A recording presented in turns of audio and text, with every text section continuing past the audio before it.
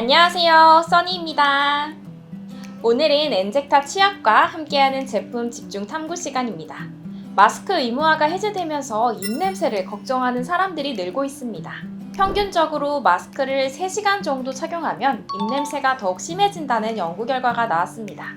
기분 탓인가 하시는 분들도 계셨을 것 같아요. 기분 탓이 아닙니다. 구취가 있다면 정기적으로 마스크를 교체하고 구강 위생 개선을 위해 양치질과 가글링에 더욱 힘을 써야 됩니다. 입냄새 제거를 위해 많은 분들이 구강 관련 제품에 관심이 더욱 많아졌는데요. 엔젝타에도 안성 맞춤인 제품이 있죠. 바로 오늘의 제품 집중 탐구 주인공 엔젝타 치약입니다. 오후 1시가 조금 넘은 시간인데 혹시 양치 아직이신 분 손 들어주세요. 점심 드시고 다들 양치하셨나요? 하루 3번, 식후 3분 이내, 3분 이상 양치해야 하는 333 법칙 누구나 아시고 계실 거예요. 하지만 실제로 지키기가 매우 어려운 법칙이기도 하죠. 특히 하루 3번 양치 중 점심 식사 후에 양치를 건너뛰는 것이 제일 쉽습니다. 아침과 저녁은 보통 집안에서 양치를 하지만 점심때는 외부일 경우가 많기 때문이죠. 하지만 구강 위생 관리를 소홀히 하게 되면 충치, 치주 질환 등 구강 질환이 발생해 신체의 면역력이 떨어질 수 있습니다. 333의 법칙 잊으시면 안 돼요. 교정 중일 경우는 횟수 상관없이 양치를 해야 더욱 효과적입니다. 치아와 잇몸 사이에 존재하는 음식물들을 방치하면 구강 내 세균들이 세균막을 형성하고 세균이 증식하기 쉬운 환경이 돼서 충치와 잇몸 질환을 유발할 수 있습니다. 교정 치료 중이라면 하루에 3번 양치를 하는 것뿐만 아니라 간식이나 단 음식을 먹은 후에는 횟수와 상관없이 꼭 양치를 하는 것이 좋습니다. 특히 자기 전에는 거울을 보면서 더 꼼꼼하게 닦아야 하는 것 잊지 마세요.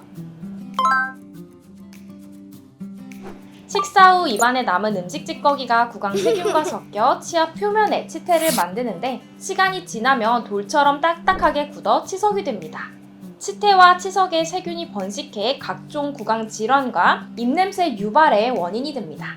식후 양치질로 음식 찌꺼기와 세균을 제거해 주는 것이 입냄새를 줄이는 방법이겠네요. 치아의 구역을 나눠 일정한 방향으로 순서를 정해서 양치하는 것이 좋습니다. 방향을 정해놓지 않으면 한쪽만 쏠려서 닿게 돼서 치아 마모의 지름길이 될 수 있습니다. 치아 표면을 지켜주실 거죠? 그리고 이를 닦으실 때는 잇몸에서 치아 방향으로 쓸어서 닦아야 합니다. 칫솔질 후에는 부가적으로 치간 칫솔이나 치실 등의 구강위생 보조용품을 사용해 칫솔질 후에 남아있는 작은 음식물들을 제거해주세요.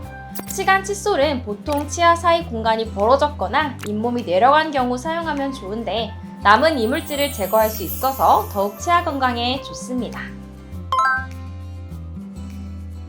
평균 11년간의 데이터를 추적 관찰한 결과 치주염을 지닌 당뇨병 환자들에게 심뇌혈관 질환 발생 조정 위험비는 약 1.17로 위험도가 좀 유의미하게 높았다고 합니다. 또한 하루에 칫솔질을 2회 이상 수행한 환자들은 하루 1회 이하 수행한 환자들에 비해 심뇌혈관 질환 조정 위험비가 0.79로 월등히 낮아졌습니다. 치아가 여러 개 빠졌거나 또 충치가 많은 경우에도 상대적으로 심뇌혈관 질환 위험도가 높은 것으로 나타났습니다. 치주 질환을 예방하는 동시에 건강을 관리할 수 있겠네요.